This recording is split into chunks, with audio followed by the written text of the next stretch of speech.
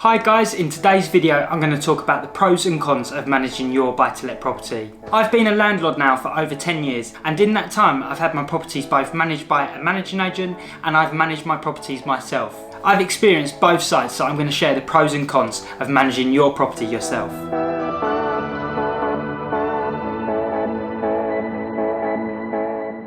First of all, I must introduce myself. My name's Gary. I run the channel Free Your Finance. I talk about property, investing and the journey towards financial independence. If this sounds like something you may wish to hear a little more about, don't forget you can hit the subscribe button below. So I'm going to start off with the pros of managing your property yourself. The very first one is of course cost. So there is no doubt about it, you will save money by managing your property yourself. When I was in the market of hiring a managing agent, the going rate was anywhere between around 7 to 10% depending on the exact service you want. Don't get me wrong, I'm sure you can find people cheaper than this, and I did actually manage to get a better price than this. Because I had multiple properties, my final management figure was 5%. The managing agents charge you this money every single month regardless to if they do any work or not. It can potentially be very cost saving managing your properties yourself. Next up, you have full control. Let's face it, no one is going to care for your property more than you do. I don't want you to think that today's video is all about hating estate agents. I'm sure there are some incredible estate agents out there, but let's face it, no one is going to care for your property like you do. These managing agents might be dealing with hundreds of different properties, which means ultimately your property is just a number in their portfolio. Because of this, things may not be dealt with as quickly as you would like them to be. Next up, you will find out problems right away. If a tenant has a problem, you will be the very first person to know. When I first took over management of my properties,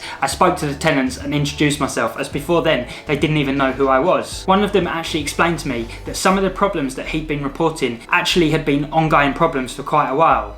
This worried me quite a lot, as one of the problems was a small leak. It was disappointing to know that this leak had been going on for some time and I hadn't been made aware to get it sorted quickly and promptly for the tenant. Ultimately, this delay could potentially lead to more problems down the line or even a more costly repair. Next up, you can provide the best possible service. Let's face it, happy tenant equals happy landlord. If you respect your tenants, then I truly believe they're going to respect you and your property. It's in your interest to manage your property well and keep your tenants happy. In my opinion, I build great working relationships with my tenants. I believe this gains some respect for me from them, and when there is ever a problem, they've always been very amicable and we can deal with it in a nice, quick, efficient manner. I know in the past some of my tenants were getting annoyed with the managing agents, the fees that they were being charged and the slow response times that they were receiving. The next pro I've wrote down is it's enjoyable managing your own properties. Now this pro might be on some of your cons list, but to me I really enjoy running businesses. Managing your own buy-to-let property is just like running a mini business. You need to do everything from the advertising to the viewing to even the inspections. Personally, I quite enjoy running small businesses and I enjoy this side of things and staying on top of everything. And then the final pro I made note of was it gives you peace of mind. This sort of sums up all of the points above, but by managing your property you're going to get the ultimate peace of mind that you know everything is being done quickly, efficiently and to the best possible standards for your tenant. As I've already mentioned in the video, in my opinion, a happy tenant leads to a nice long tenancy. This is good for us as it means turnover costs are less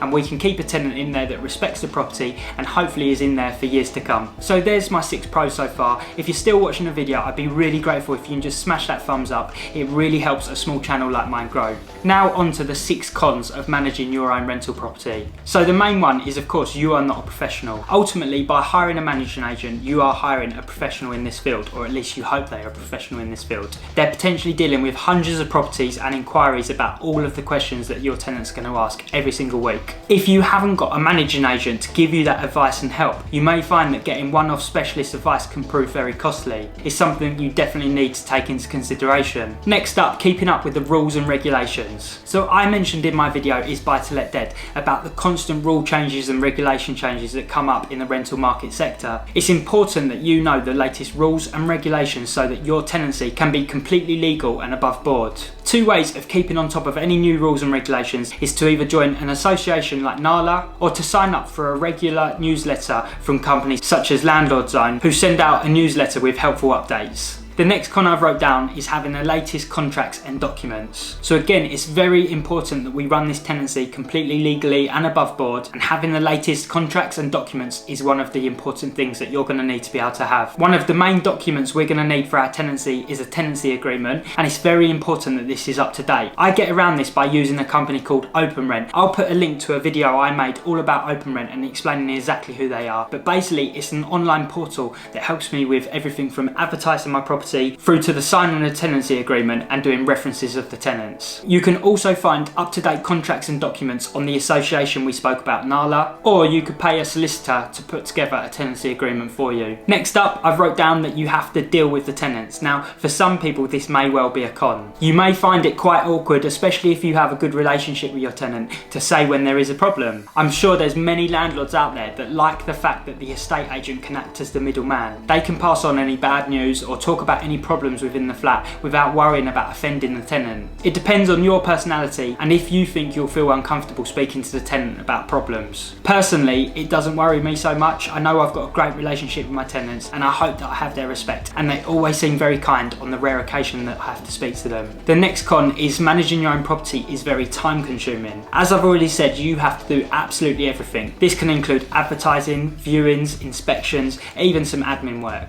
It is going to be like running your own little mini business, and personally I use systems to help me do this. Two time-saving systems that I use are OpenRent for organising my contracts, viewings and even references, and Go Cardless, who automatically take payment of the rent each month. There is a small charge behind Go Cardless, but the advantages are that if the payment ever failed, they automatically chase the tenant for you and send you reminders that the money wasn't received. If you're busy like me, this is a really helpful feature to have. It may take me a little bit longer if I'd just been manually checking my bank statements for any missed or failed payments. All of the failed payments I've ever had before has just been something simple, like the tenant has changed their bank details, and it can be very quickly amended and sorted in just a few clicks. And then the final con I've wrote down is problems can be like buses, they all come at once. I know it's just bad luck, but I've noticed with my portfolio of properties, problems seem to come along together in twos or threes. What this means is you need to make sure you have the time to deal with the problems. You also have to make sure that you have a pot of money to be able to deal with these problems. Let's say, for example, a tenant has a bad leak. You can't leave that happening. It needs to be sorted right away. Of course, you can introduce particular insurances that may be able to cover you for this.